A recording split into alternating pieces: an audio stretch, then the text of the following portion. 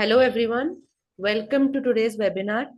I am Radhika Mujumdar, Videsh counselor, and today we are going to be talking about building your research profile for grad school applications. Okay, so whether or not you are applying for grad schools or whether you're just looking to, improve your profile, having a research paper in your profile is always going to elevate your profile, no matter you're looking out for those research oriented roles or you're applying for grad schools. Okay, so I'll just begin sharing my screen, but before that, I just want to tell you a couple of things. If you have any questions, keep posting them in the chat, and I'll do my best to answer those questions at the end. Also, we'll be posting a recording of this webinar on our YouTube channel later on. Okay, so if at any point of time you've probably joined late or missed a few slides, you can always refer to it on our YouTube channel. Okay, so that is there. I'll just start sharing my screen.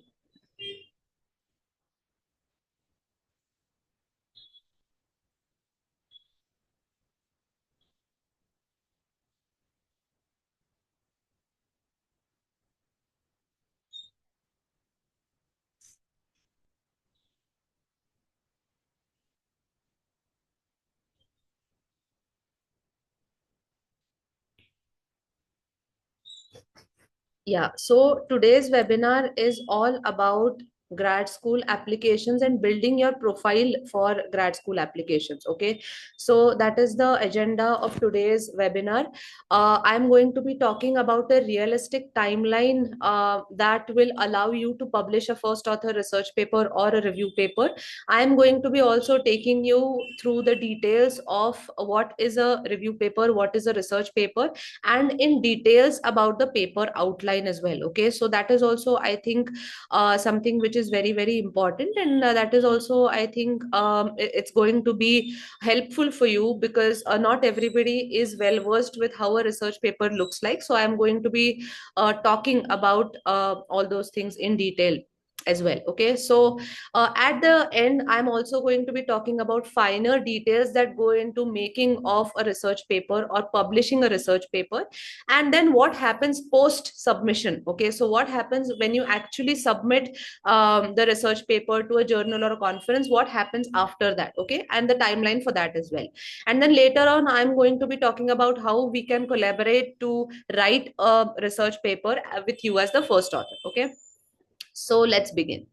If today is your first time attending one of our webinars, I am going to give you a short introduction about our team, about Team Videsh, and something about our co-founders and a little bit about our mission. Okay, so Videsh was co-founded by three co-founders, Dr. Raj, Dr. Rajat, and Dr. Sridat, who are award-winning scientists and researchers from IIT Madras, MIT, and Purdue University in the US. Okay, so during their time in MIT or Purdue, they realized the importance of having a research profile. Also, at the time when they were applying to these universities, when they were in their undergrad at IIT Madras, that was also a time when they were introduced to research by their professors. But then the way in which research is underrated, it's very stark. Okay, so the difference between how underrated research is and how overrated it should be, that difference is huge. Okay, so people don't actually realize the importance of having a research paper publication in their profile. And also, a lot of colleges, a lot of institutions, universities for undergrad studies don't encourage research. Okay, so they are just more focused towards completing credit courses and getting a good GPA, but then there is very less focus on research, and that is exactly something they realized when at the time they were applying, and they actually felt that when they were in the MIT and Purdue for pursuing their PhDs as well. So at that time also they felt the importance of having a research paper publication in your profile. And actually having a first author research publication can impact your profile a lot. Okay, so I'm just going to give you a short example of Dr. Raj's profile and how he actually got into MIT. So he had one first author research publication to his name by the time he was, finishing his undergrad BTech in IIT Madras. And that one first author publication was, not even accepted by any journal, any conference by the time he had submitted his application. But then later on, he received he received an acceptance, and that one research paper helped him to revolve his application, the rest of his application, around his research profile. And that is how he got 100% scholarship from MIT, and the rest is history. Okay, so that is how important a research paper is in your profile, right? And then that is our aim, basically, to improve your profile and help you to land your dream universities. Because now that we are approaching the deadlines for fall 2026 will be in December of this year. So there is not much time left actually to write and publish a research paper. But then if we start now, it's not too late to begin still. But then having a research paper on your profile is of utmost importance. Okay, so that is about Team Videsh, and that is about our co-founders. Today's agenda is basically going to be what is a research profile. I'm talking so much about publishing a research paper, but then most of the people are confused as to what exactly is a research profile. Do projects constitute a research profile? Do internships count as a research profile? So there is a lot of confusion in people's minds as to what exactly constitutes of a research profile, and then the finer details of a research paper. So what exactly goes into a paper manuscript? What exactly are the elements of a research paper manuscript? Okay, so these things. So that is what we are going to be talking about. Part 1 to part 12 is going to be we are going to talk about the intricate details of a research paper. And then after that, like I said, we are going to be talking about a post submission details, what exactly happens there, what is the timeline, how you should prepare your mindset in a particular way when you're writing a research paper. And then identification of journals, which journals or conferences you should be submitting to. And then we'll talk about collaboration at the end. Okay, so so let's begin. What is a research profile? Okay, so the things that you can see on the left, research projects and international research internships, don't actually constitute a research profile. Okay, because everybody has research projects, everybody has projects that they've done in their undergrad. They might be related to research, they might not be related to research. Okay, some of the projects are specifically for some kind of competitions being held in college at inter-college level probably, or state level, or of such sort. So those are projects that are not exactly constituting a research profile, and that is not considered as a research profile by many grad schools. Okay, even international research internships or local internships also don't count as a valid research profile. Okay, but then what counts as a research profile is research papers, review papers, conferences, and patents. Okay, so the three elements that I've mentioned on the right constitute a research profile. Okay, that is when you can successfully say that I have a research profile. Even if there is one paper that you've submitted for review, one paper that is in preparation, you can still call yourself of having a research profile, a successful research profile, right? So that is about that is related to what is a research profile and what constitutes a research profile. Now when I talk about a research profile, there are two or three elements that make a research profile. Okay, so there is a review paper and there is a research paper. Okay, so what is the difference between a review paper and a research paper? Okay, so essentially a review paper is a summary of a lot of research papers written on the same topic, and it's basically a literature review paper, as we call it. And a review paper essentially gives you the space and the freedom to choose a topic on your own, and then write a review paper on that, because it's essentially a summary of a lot of research papers written together and very much respected by in their own field. So review papers are no less than the research papers, and if you have a first author review publication, that is also constituted as having a research profile. Okay, and then the next part is the research papers. Okay, so what we call as a research paper is a paper having novel results. Okay, so essentially a research paper is something that has novel results and results that nobody else has produced until now. Okay, so that is something that we call as a research paper. There are two ways of having a research profile. First is either through a research paper, and the other way is having a review paper. Okay, and then the third point here is preprint. Okay, so what exactly is a preprint? Before we submit to any journal or conference, we always submit to a preprint. Okay, like archive. Okay, so these preprints actually are very lenient. The review process of preprints is very lenient. Okay, so first we submit our papers to preprint, and then after getting accepted from preprints, we make an actual submission to a journal. Okay, so usually what we do is we submit to archive as a preprint, right? That is the process that we follow. And like I said, Dr. Raj, I gave you an example of Dr. Raj, and you don't necessarily have to have your paper published. Okay, so that is very, very important. You don't necessarily need to have a publication. Okay, before you submit your application. So that is something I think very important for you to understand, is that you don't need to actually have a publication. Okay, by that I mean, this is an example of Dr. Raj's resume, and here you can see, that he has mentioned that his paper is in preparation. Okay, it's not yet submitted, it's not in review, it's not yet published. Okay, so this is a screenshot of his resume, and this is exactly the kind of the resume that is submitted to MIT. So okay, so that is what I'm talking about. So it's fine if your paper is in preparation, it's fine if you've just submitted your manuscript, it's completely okay. But then having that endorsed in the letter of recommendation by your professor is also mandatory. Okay, because that is something that is going to make your profile credible, and that is actually something that is going to make your resume and your profile credible. So if your paper is in whichever stage, it's in preparation, it's in review, probably it's published also, probably it has to be mentioned, endorsed in the letter of recommendation. Very, very important point, and something that you should keep in mind. Okay, moving on to the next part, the research paper basics.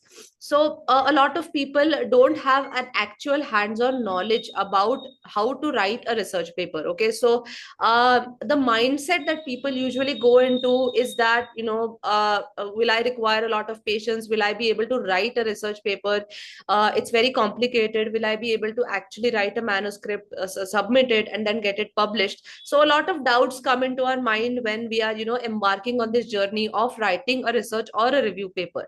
A common question, like mentioned, is I am very new to research. You might have done projects, you might have done a lot of assignments, a lot of internships, or even you might have work experience, but then do I have the skills to write a research paper? Okay, so this is something that we encounter a lot, and these are common doubts that people have in their minds before they embark on the research paper writing journey. And then it's very important, in this journey to take a feedback constructively and then work on that feedback. Okay, because what we do is, when you collaborate with us, we give you a lot of feedback, okay, regarding the submissions that you make. We give a lot of constructive feedback. Very, very important for you to not get demotivated by the kind of feedback that we give. It's a very honest feedback. And very important is persistence. Okay, very important is determination and having patience. So having a lot of patience actually is the key to completely write and finish a paper manuscript. Okay, so that is the reason why I'm talking about the mindset that you need to have before you embark on the journey of writing a research paper.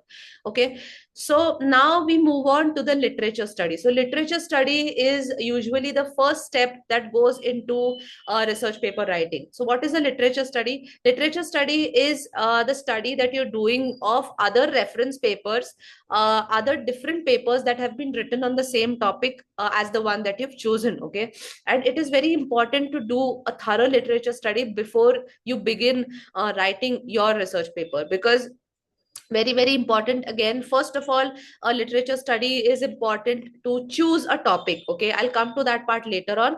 Even after you choose the topic, very important for you to do a literature study related to the topic that you've chosen, so that you can progress writing the research paper and then mention references along the way. Okay, so agreed that your results will be novel in case you're writing a research paper, still the literature study is very very important. Okay, so there are two ways of doing a literature study. The first way is the in-depth mode, and the second way is the bird's eye view mode. Okay, so the in-depth mode is basically focused on reading the entire reference paper from scratch. Okay, so an entire 15, 18, 20 page research paper you are completely reading in depth, and it may require close to 3 to 4 hours to finish a single paper when you're reading in in-depth mode. Okay, and the bird's eye view mode is basically skimming through the topics. Okay, it's basically skimming through different elements of a research paper, usually taking up about half an hour to complete one research paper. So by skimming, I mean, reading the paper outline. So paper outline consists of 5 elements. I'll come to that part later on as well. But then bird's eye view mode essentially includes reading a research paper in half an hour by going through the important sections. And a combination of in-depth mode and bird's eye view mode is very very effective when you're actually doing a literature study, because if you are reading like more than 50-60 papers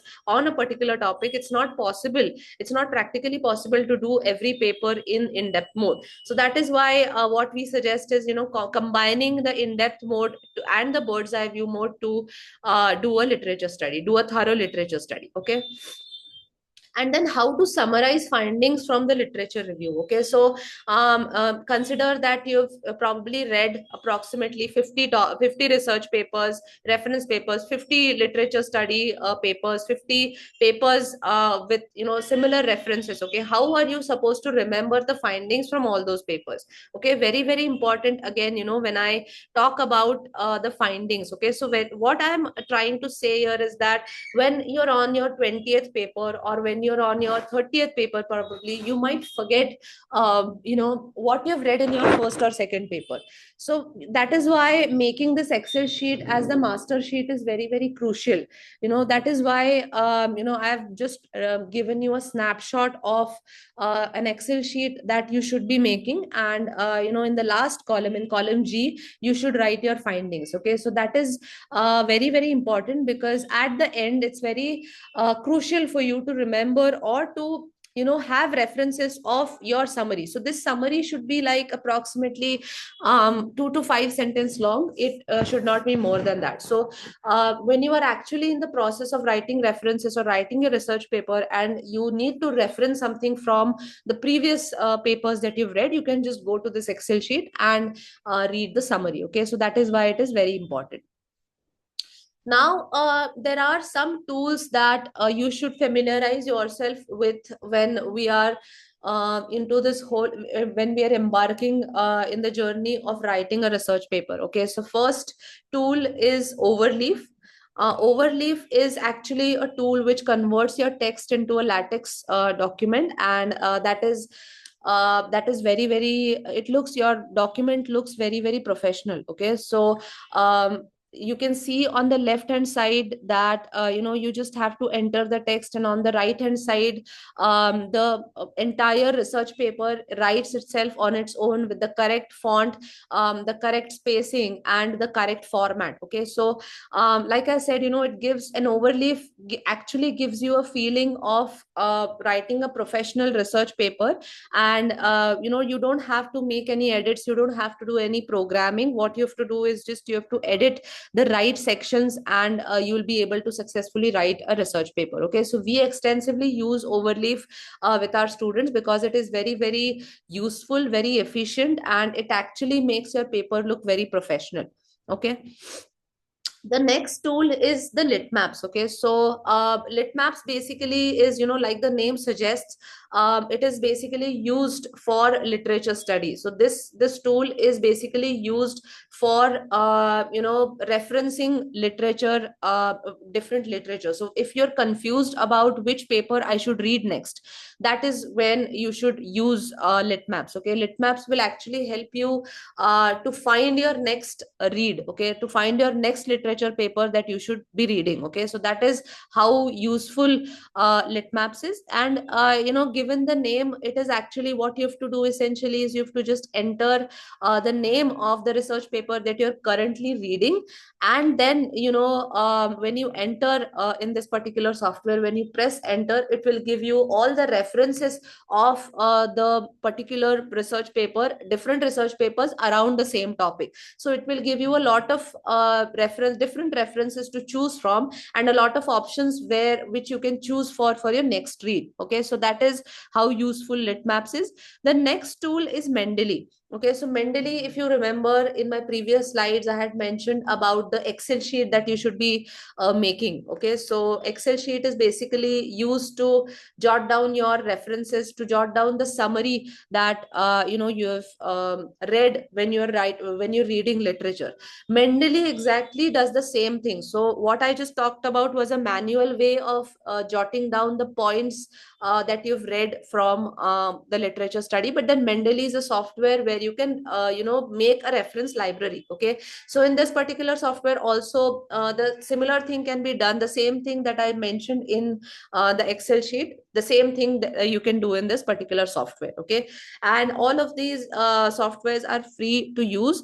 It's again, it's important for you to know how to use them, but then there are videos available on how to use these softwares. They're very, very easy to use, and very, very useful, very, very efficient. So definitely these softwares will make the process of research paper writing easy. Okay, next part, we are going to be talking about how to choose a topic for your paper, how to choose the correct topic for your paper. Okay, so topic selection is very, very important, because the more impactful your topic is, the more chances are of it getting accepted in journals and conferences. Okay, so that is why I'm saying the selection of topic is crucial. Okay, so how do you identify a correct topic?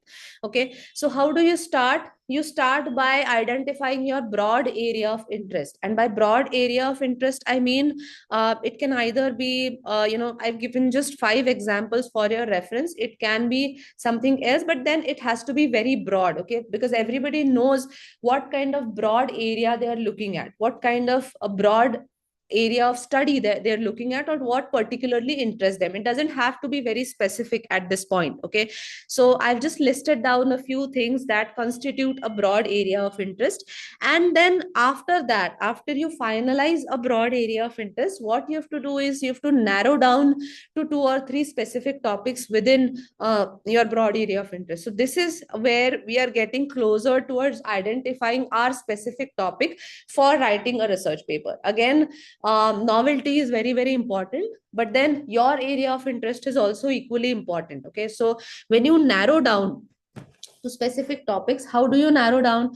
I've given you an example of 5 topics here, where I've tried to narrow it down to 2 specific topics in each broad domain. So what happens is, every topic that a student or a participant is interested in, you will have more than 2 or 3 narrow areas. But what you have to do is, out of the broad area of interest, you have to jot down only 2 or 3 specific areas in which you're interested. Okay, so again, after you do that, what happens then? We are going to again do a literature study. So this is the first literature study that we are doing before we are actually starting to write a research paper. Okay, so this literature study is for topic identification. Now what we have to do is, we have to, on Google Scholar, you can find a lot of literature papers, a lot of papers already written um, but then you already have those 2 3 areas of interest that you are interested in. Okay, now what you have to do is you have to go to Google Scholar and then search for different topics to do your literature study. Okay, and then identify 5 or 10 topics for your literature study to identify a specific topic. What will happen by doing that initial literature study is that it will give you an idea about the kind of research papers that have already been written in the same topic. Okay, and that will actually help you to understand what actually has been done and what you are more inclined towards. Okay, and then we can move on to identify your specific story. But then how do you search those papers? Because a lot of literature is available on Google Scholar. You have to look out for papers with more number of citations. Okay, so on Google Scholar, every paper has number of citations mentioned. You have to look out for papers which have more than 100 citations preferably. Okay, papers having less than 100 citations should not be selected for literature study as a rule of thumb.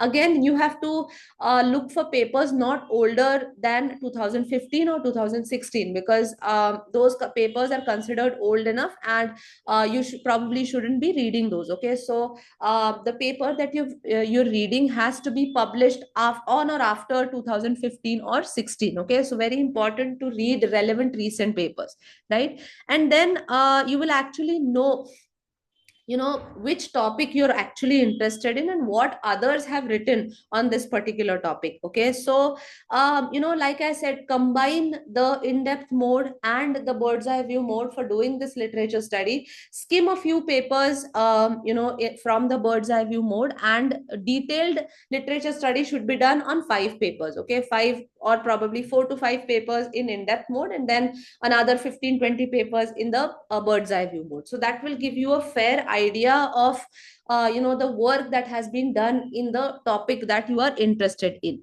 Okay, so then again, what actually happens when you are at the end of this literature study is that you've identified your narrow area of interest, and that is actually when, after doing a literature study, you find your specific story. Okay, so you find the topic that you want to achieve results in. Or what usually happens also in some cases is that students realize that they actually want to write a literature review, because while doing a lit study, you might also stumble on a few review papers. Okay, so there are a lot of review papers and research papers written that you may stumble upon, and it's perfectly fine for you to choose to write either of review paper or research paper. But then identification of topic is very, very important. That is how you find your story, you find your specific story, okay, in which you want to write your paper. Okay, so that is how you identify a topic.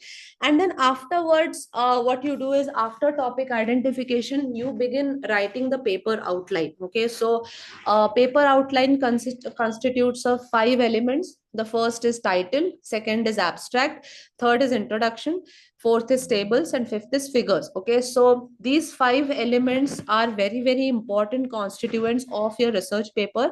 Extremely essential, extremely important to know that these 5 elements will actually form the skeleton of your paper. The other elements of the paper are also important, but then they can be developed. Okay, they can be written later on as well.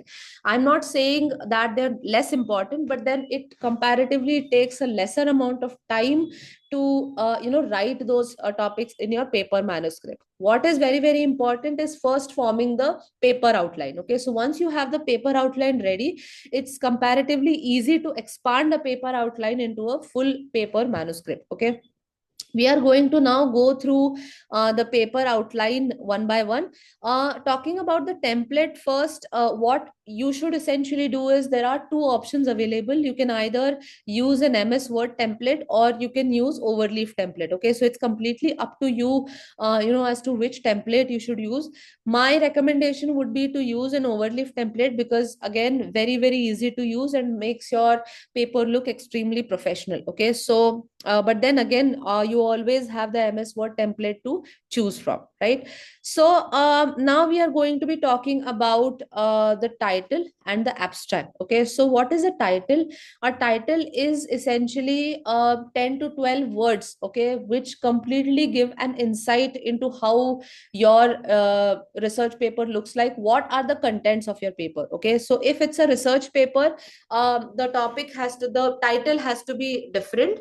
I mean, it should actually give an insight into what the paper is about. If it is a review paper, very, very important here again to note that if it's a review paper, very important to write in the title that this is a review paper. Okay. So, as you can see that this I've given you as an example, a review on polymer nanofibers. Okay, so clearly in the title it is mentioned that this is a review paper. Okay, so that is the difference between writing a title for a research paper and writing a title for a review paper. Okay, and now the next thing is the abstract. Okay, so the abstract is again a 200 300 word essay, okay, that you write after, just after the title. Okay, so abstract actually is like an opening a summary. It gives you a brief about what your paper is going to be about. But then, writing this kind of abstract can be overwhelming at times, because writing a 200-word essay about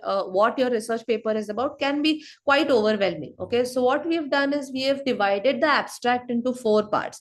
Okay, so the first part is the large scale problem. Okay, so you have to write about the large scale problem here. And what I would encourage you to do is, if you're writing a review paper or a research paper on your own, then you write it as a bullet pointed version. Okay, a bullet pointed version of the abstract. Okay, and then later on, after we are moving on to the further sections, we can then expand all these sections into a paragraph. Okay, so now, very important for you to note that an abstract will have 4 points. The first point will be a large scale problem. Okay, so large scale problem will talk to a wider audience. It will cater to a wider audience, and it will talk about the problem in a very, high level, at a very high level. And then the second point will be a specific challenge. So specific challenge, out of the large scale problem, what is it that you have chosen for your research? Okay, so that will be very, very specific. It will limit to a smaller audience, okay, experts in that field particularly. And then the third topic will focus on specific merits and details of your approach. Now this is a very important point. When we talk about the third point in the abstract, this is where you talk about what you have done. Okay, so the details of your approach, it shouldn't be too much in details, but then it's fine if out of the 200 300 words, more number of words are given to this particular topic, because this will talk about your approach. Okay, what you have done. And then fourth point will again focus on wider implications, again will imply to a wider audience, but then wider implications of your research work. So for ease of understanding, what we have done is we call this an hourglass approach. So like I said, the first and fourth points will be applicable for a wider audience, and the second and third point will be applicable for a very specific audience, specifically, experts in that particular field. So we call this as an hourglass approach, and it actually makes it very easy for the students or the participants to remember the hourglass approach. Okay, so that is how a bullet pointed abstract should be written. Later on, you can always expand the bullet pointed version to a full-fledged paragraph, right?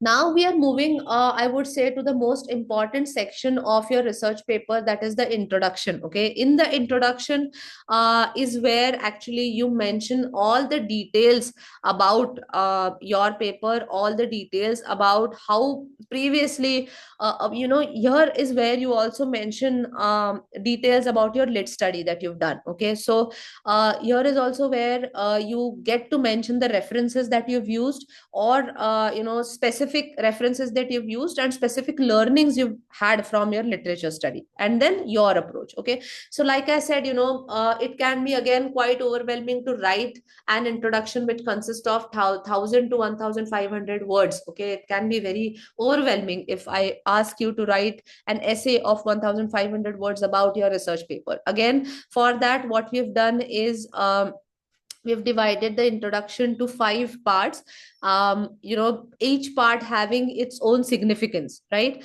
And here also what you're supposed to do is you're supposed to write these 5 parts as a bullet pointed introduction, and then later on what we are going to do is we are going to expand this bullet pointed introduction. Okay, so the first part is what is the problem statement. Okay, so you have to mention the problem statement in detail here. Okay, second point is where I was talking about lit study, right? So how are people trying to solve this? What do you mean by how are people trying to solve this? Here is where you take references of different papers that are written on a similar topic. If there is anything that is that resonates with the kind of research that you're doing, here is where you mention that. Here is where you mention references also. Okay, by references I mean authors that have written the paper that you're referring to. Very important to mention that.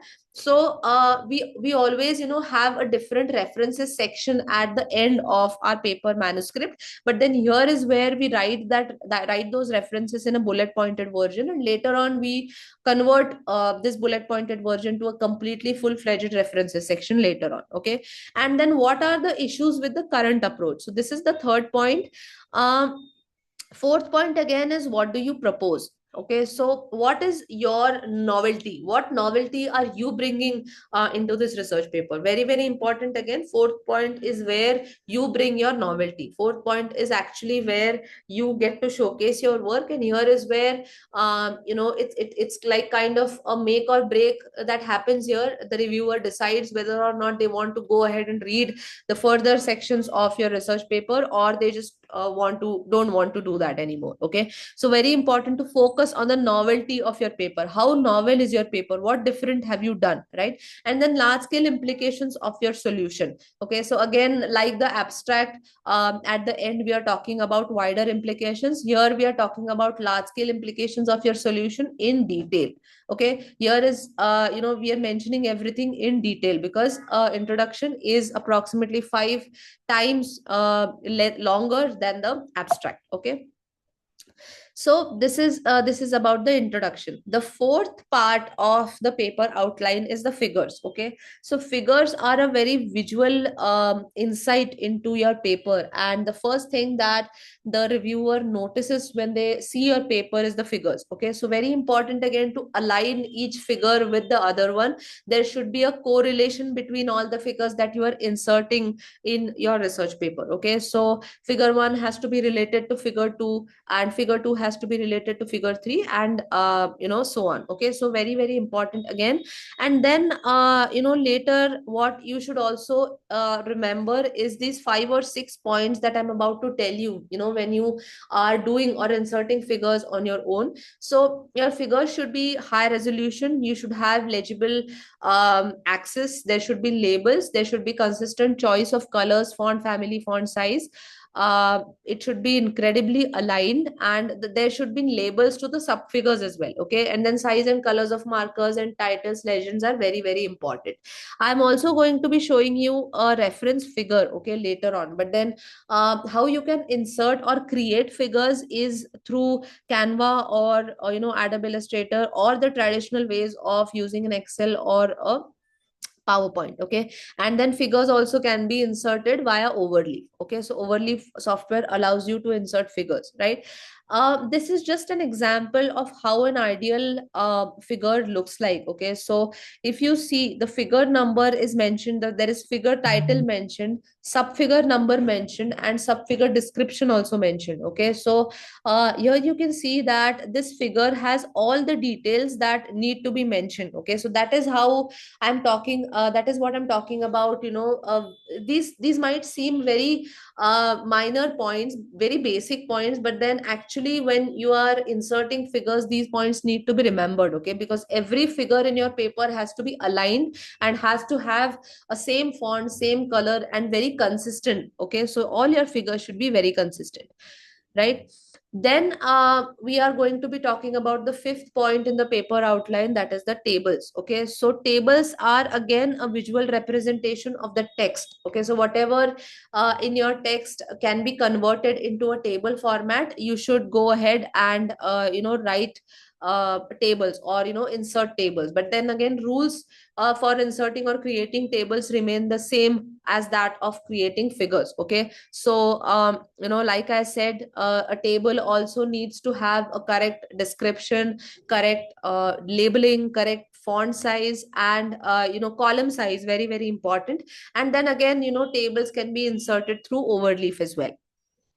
Okay, so now we have talked about the five important elements of a paper outline. Okay, so paper outline consists of, I'll repeat again: abstract, introduction, tables, figures, and title. Okay, so these 5 points are extremely crucial for you to have a paper manuscript ready. These will form a skeleton, and then, like I said, you can move on to further sections later on, right? What you can essentially do is first write the bullet pointed versions of all the elements and then convert it into paragraphs. Okay, so like I said, bullet pointed outline, paper outline, and then that can be converted into different paragraphs, right? Then I'm going to be talking about adding references. Okay, so adding of references also, like I mentioned, is references is a separate section in your paper manuscript, very important. But then very very easy if you've already created a reference library in Mendeley, or if you've already created a kind of a summary in the Excel sheet in a very manual way that I mentioned at the start of this session. Okay, so again, very very very easy, and probably won't take up much of your time, right?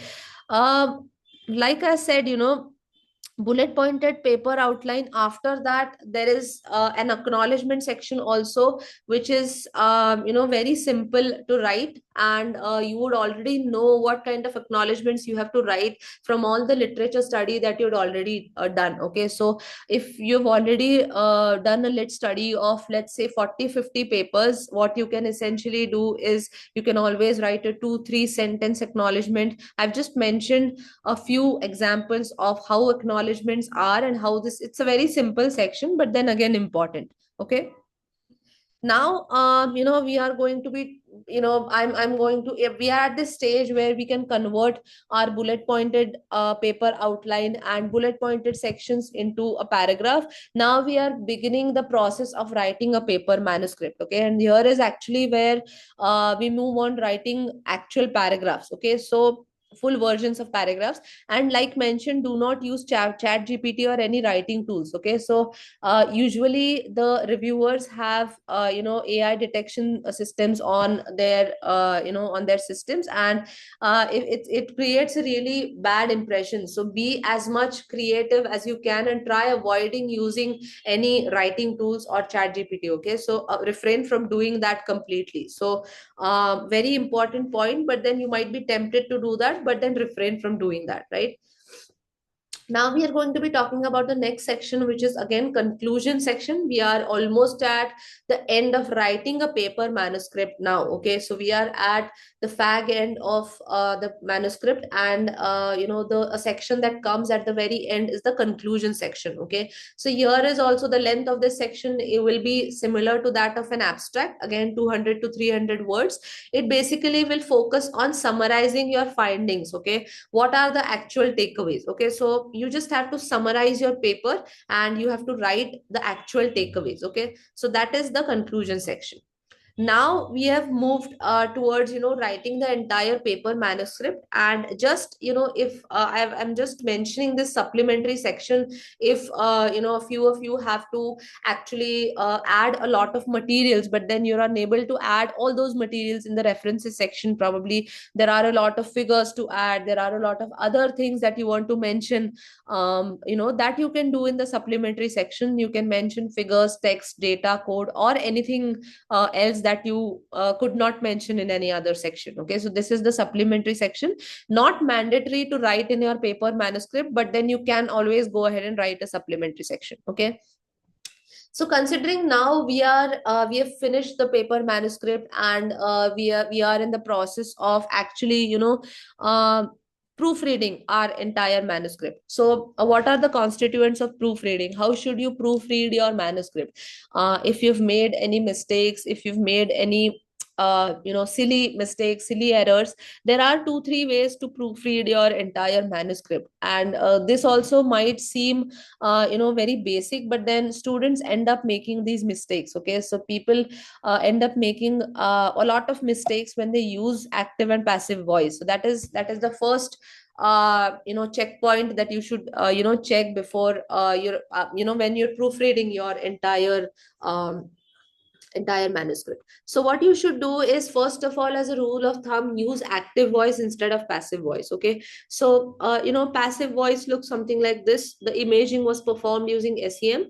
And active voice looks something like this: we performed the imaging using SEM. So the active voice is more powerful. It gives a lot of control to the writer, and it actually makes the reviewer feel that the writer is actually the first author is in charge of this research paper, and he or she is somebody who's actually worked on achieving the results.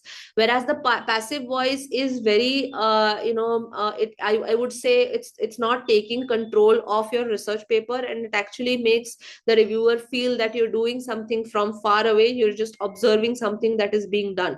So refrain from using passive voice and always use active voice. Okay, the next is the writing style. Okay, so the past tense and present tense, as a rule of thumb, what you can do is you can use present tense for analysis and conclusions, and past tense for experiments conducted. Okay, so that is a rule of thumb that you can use, and refrain from changing this to any other tense. Okay, then what I'm going to suggest is, after these two checkpoints have been finished, what you should do is you should take a proper printout of your paper manuscript, sit with a highlighter in your hand and read each and every line of your paper. Okay, be your own critic, and then point out as many mistakes as you can. Okay, and then again, the third and most important point is avoiding vocab and grammar mistakes. Okay, so using softwares like Grammarly, you can actually avoid any kind of grammar mistakes, or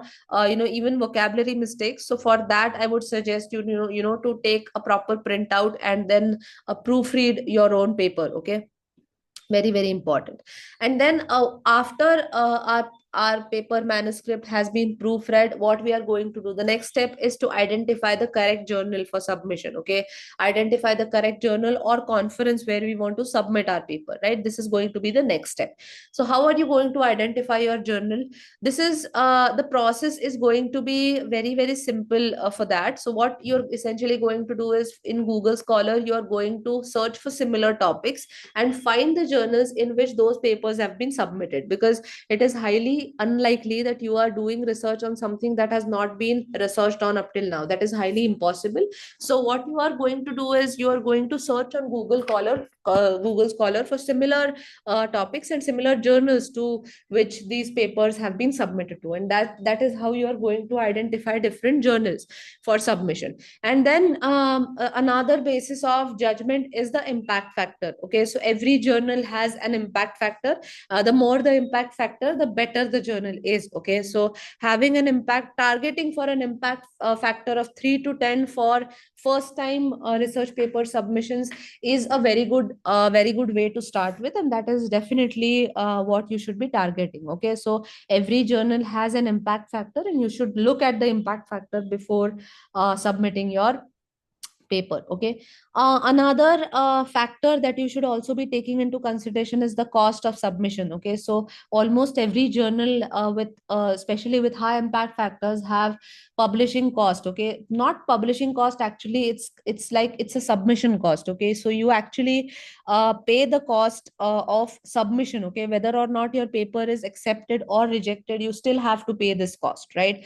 But then when you're submitting your paper to conferences don't require to you to pay upfront cost. Okay, upfront price for submission. Okay, the only cost that you have to take care of when your paper gets accepted in a conference is by submit is when you travel. Okay, so conference might happen in different parts of the world, and all you have to pay for is your accommodation and airfare probably. So that is the only cost that you have to incur, right?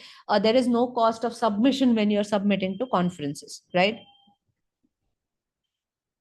And then what happens when you actually submit these papers for review? What happens? What are the stages in which the review happens? What are the post submission process that is followed? Okay, so what happens first is your paper goes through an editorial review. Okay, so first of all, what happens is there is a cover letter also that you have to submit along with your paper manuscript, and then an editorial view review will happen.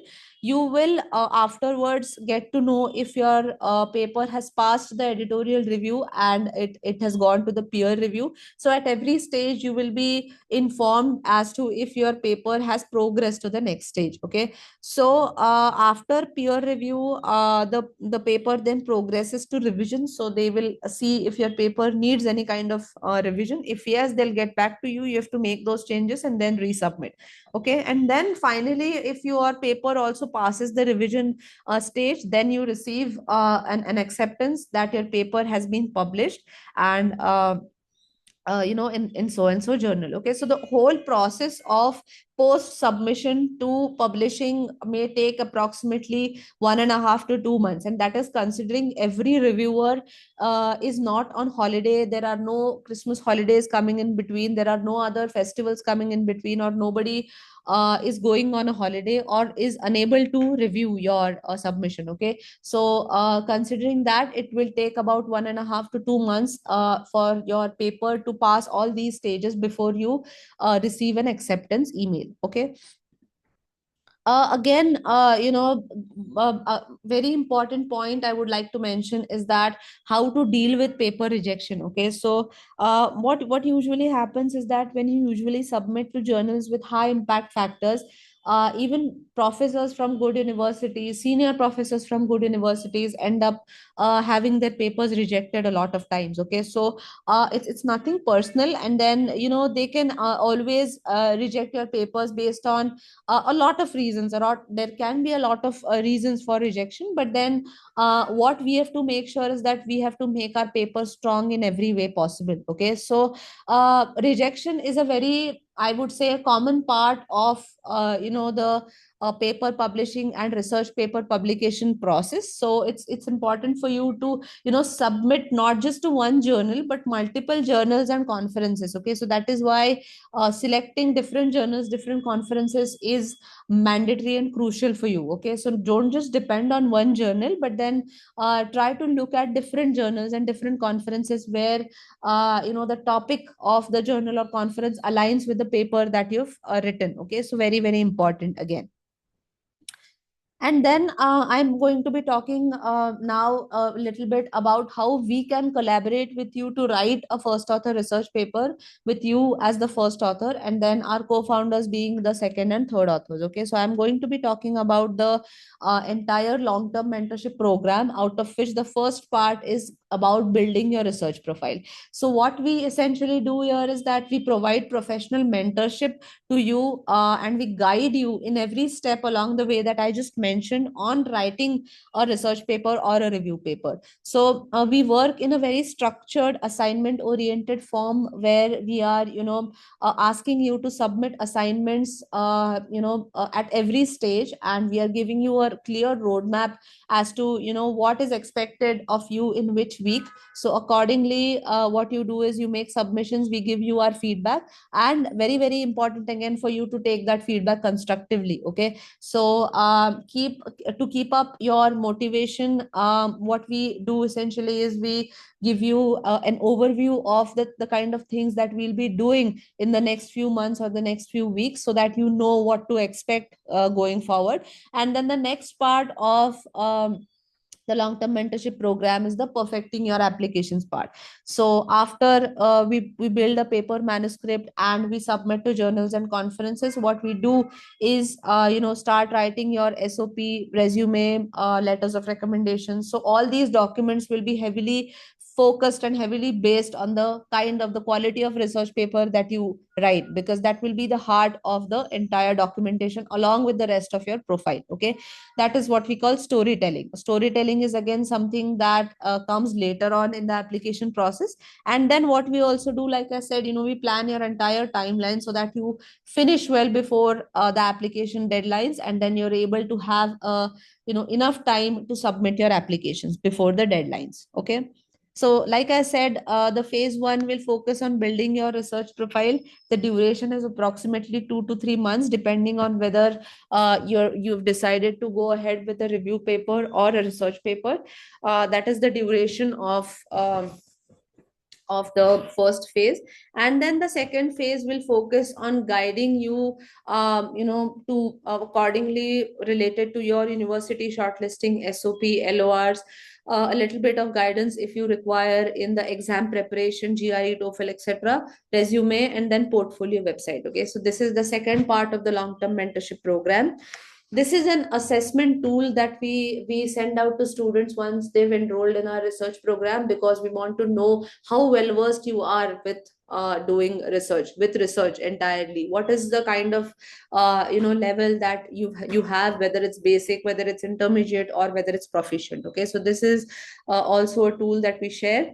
These are just some of the results that I want to take you through. Some of the success stories that we've had up till now. A lot of papers, conferences, we've submitted our papers to. A lot of projects we've converted to research papers, and then a lot of resumes and other documentation that we've helped students build. Okay, we also have a Discord community for all the students who are enrolled in our program, so that you can also interact with your peers. Okay, and these are some of the sample papers from long-term mentorship, a program that a few of our students had published, a combination again of review papers and research papers both.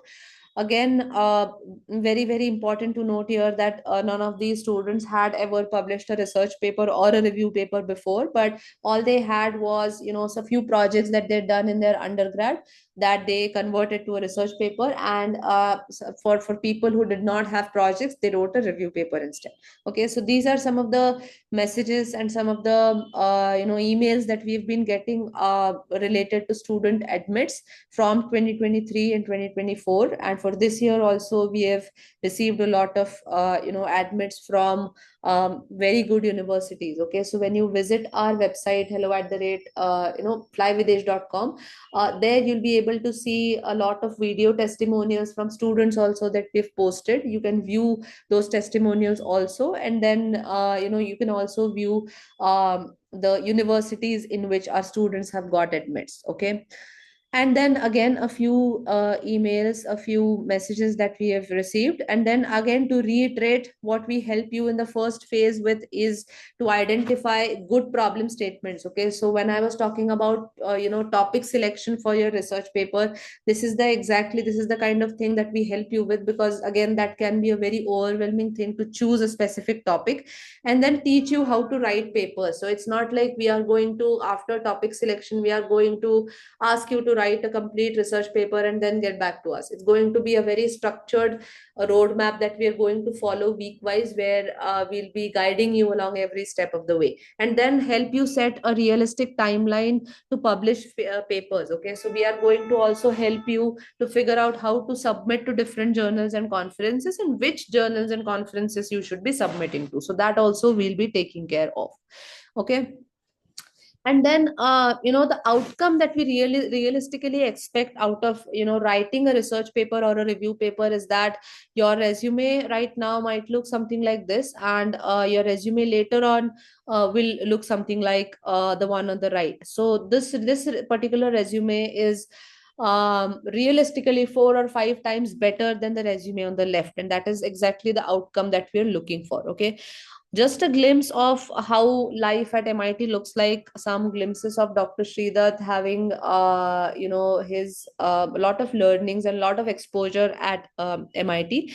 And then one more thing that I also want to talk about is the is the SciML Bootcamp. Okay, so this is basically for students who want to transition, or who want to add an experience of machine learning in their profile. And this is basically for people also in from the CS background who can use the knowledge of ML to elevate their profile. So for people who are looking to transition, or people who are looking to upgrade their profile, we also have a SciML Bootcamp, and a lot of conferences recently that our students have published and accepted talks from. So they've gone there and they've presented their papers to a lot of top machine learning conferences, Julia Con, NeurIPS being two of the most prestigious conferences, prestigious ML conferences in the world. Okay, so I'm also going to be sharing a follow-up email after our webinar, probably tomorrow, where I'll be giving you details about the SciML Bootcamp. And this is actually a list of all the students that who have transitioned, or who have actually had practical hands-on experience of machine learning, and they have either used this experience to upgrade their profile or completely transition to machine learning. Okay, so that is again very interesting boot camp that you might be interested in. This is just a small overview of the curriculum, okay, that we do in the SciML Bootcamp. So as you can see, there is a introduction to SciML, technical overview, installing and understanding Julia. So all of the theoretical part with the assignments will be taken care of, and then you'll also be doing 2 projects and then 1 research paper you'll be publishing. Okay, so these are the projects that you will be essentially doing, and you can publish your first machine learning papers like this. Okay, so what we essentially do is we integrate your core domain with ML, and we use SciML to publish a very impactful research paper in the ML field. Okay, so that is something that we do, and these are the 4 plans available. But then again, every person or every participant will have different recommendations based on their profile, where they're currently in their career, whether they're students, whether they're looking to transition, or whether they're just looking to upgrade their profile. Okay, so if you are interested in either LTM or SciML bootcamp, please get back to us at hello@flyvidesh.com with all the details about your profile, and exactly the kind of aspirations that you have going forward, so that we'll be able to make the correct choice for you. And this is how we'll be able to guide you in a very I would say a very systematic way. Okay, so yeah, so that's about it. And coming to the end of this webinar, I also want to let you know that we have recently started counseling services as well. So I'll be sharing the counseling waitlist also with all of you, and then you can join the waitlist and let us know if you're interested in one-to-one counseling. And that is if you will guide you basically on the kind of profile you should build for your grad school applications, or the kind of things that you should include in your profile to make it a better profile. Okay, so now I'm going to be talking a couple of minutes about a few questions that we have here. So yeah, so for understanding the basics, is it good to practice old papers? So no, even for understanding the basics, always very important to look at current papers, not older than 10 years from now. Okay, so don't look at papers before 2015. And then the question is, can we get the PPT after the meet? So yes, basically what will happen is I'll be posting a recording of this entire webinar on our YouTube channel. So you can refer to the slides from the YouTube channel at any point. Okay, so at any point, if you've missed, or if you want to take notes probably, or refer later on, everything will be available on YouTube. Okay, so you can probably 2-3 days later look at our YouTube channel again, and there you would find the recording, right? Yes, you'll be getting a recording. The next question is, Do we have to separately show three sections in the introduction, background, motivation, aim, and objectives? Yes. So few IEEE papers follow this syntax. So it actually depends. You can change your paper manuscript depending upon the the conference that you're submitting to. So I understand there are different syntaxes for different conferences, and the way that I just mentioned, in which you should do your introduction section, should be, it's a very generic way that covers all of the things like background, motivation, aim, and objectives. But then the syntax can be tweaked here and there depending upon the conference that you are submitting to. Right. So is there a program where I can collaborate with on some research projects? Yeah. So you can send us an email at hello@flywithesh.com, and we'll get back to you about the correct program for you. Okay.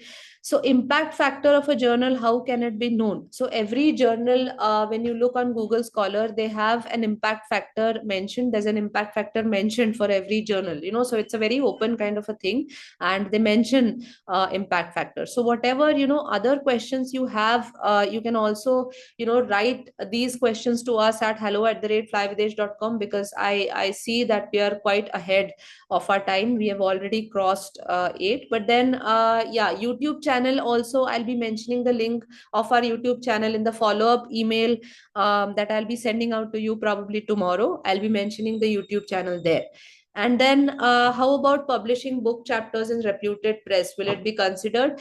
Actually, it's always better to go ahead with review papers and research papers, other than, publishing book chapters, because that is not actually considered as a publication. What is considered as a publication for your grad schools is, either a review paper or a research paper. And, for all other questions that you have, probably send us an email at the mail ID that I just mentioned, hello@flywithesh.com, and I'll get back to you individually on email then. Okay. So yeah, I think we are coming at the end of this webinar. Thank you so much for attending. Thank you so much for posting your questions, and there will be a lot of other webinars coming up, so we'll keep you posted regarding that. Thank you so much.